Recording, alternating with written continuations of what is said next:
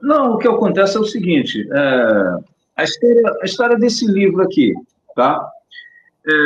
Quando eu comecei a criar essa, essa aventura, eu coloco como a primeira aventura do Zé Gatão mesmo. Eu não considero as outras histórias, que tem duas histórias anteriores a essa, mas era apenas experimentação. Uma foi desabafo, como eu já relatei, e a segunda foi uma questão de experimentação. Eu falei, vamos pegar aqueles personagens de novo e vou explorar alguns ângulos, técnica de desenho, coisas que eu gostava assim, e eu estava um pouquinho mais maduro na narrativa de uma história em quadrinho, porque fazer quadrinho não é só você desenhar bem, pegar uma cena num quadro e desenhar bem aquela cena.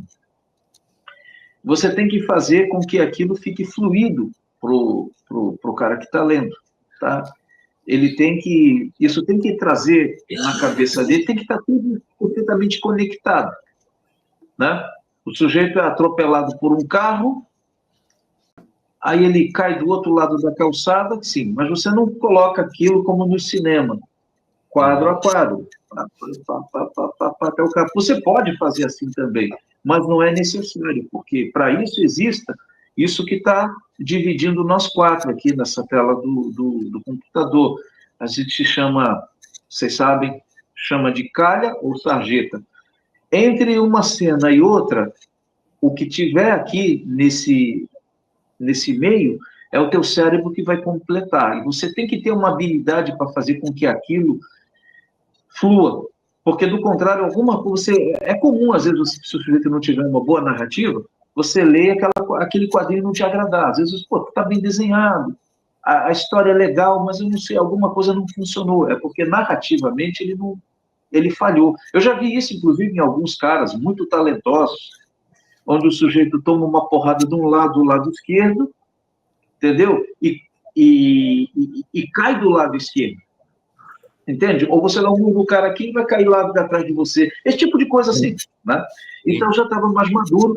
Mas essa historinha, essa que eu dei o nome de Homicídio, e também era Zé Gatão, né? Personagens antropomorfos, eu emprestei essa história. Na verdade, não foi emprestar, eu cedi a história para um cara que ele tinha uma loja de produtos que naquela época não se chamava assim, geek, ou de cultura pop, mas você tinha lá pôsteres, camisetas do Ultra Seven, de Speed Racer, e bonequinhos que alguém, eu não sei se ele trazia de fora, ou tinha alguém que esculpia, e era legal ver aqueles troços, mas não tinha esse nome. E ele chegou e falou, cara, eu tô a fim de fazer o catálogo da minha loja e queria colocar uns quadrinhos, esse teu quadrinho tá sensacional, cara, quanto é que você cobra por isso? Aí nós acertamos um preço, eu não lembro mais, na época era até outra moeda, foi antes do Plano Real, e... Pô, eu tô achando que o vizinho tá chegando na casa aqui, os cachorros vão ficar loucos, cara. Desculpa.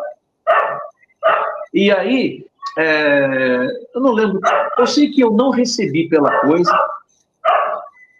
o tal do catálogo nunca saiu e a história desapareceu, tá?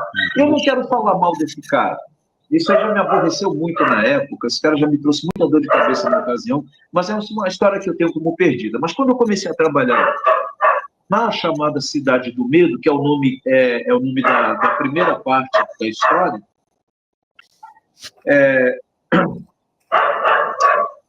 quando eu finalizei, em 94, eu não tinha local onde publicar, entendeu? O plano Collor, ele fechou com as editoras que existiam. Tá? Então, o material ficou no limbo. Eu só consegui publicar isso aqui alguns anos depois, junto com o meu pai.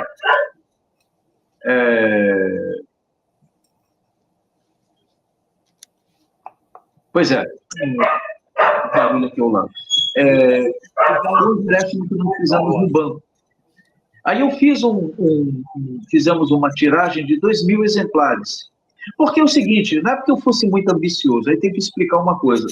O dono da gráfica era um amigo dele, ele imprimia apostila. Aqui atrás, olhando, as pessoas colocam editora PKR, porque eles tomaram a liberdade de colocar o endereço e telefone da gráfica. Nem me pediram pela, posso colocar lá. Vocês imprimiram, tudo bem, né?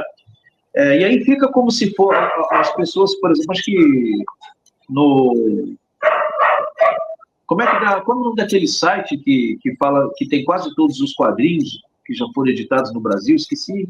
Guia dos Quadrinhos. Guia dos Quadrinhos. Lá no Guia dos Quadrinhos eles dão o nome da editora. Não tem uma editora, foi uma gráfica que fez. Mas eles colocam PKL, tá legal.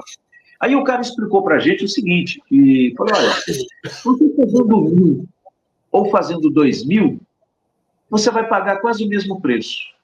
Entendeu? Porque não dá para ficar um valor mais barato, porque para você rodar aquela fotolito, aquela chapa de metal, sabe, que você ia imprimindo, dava para ver a máquina, o maquinário do cara lá, eu vi o filho sendo gerado, né? Eu sou Barataverso.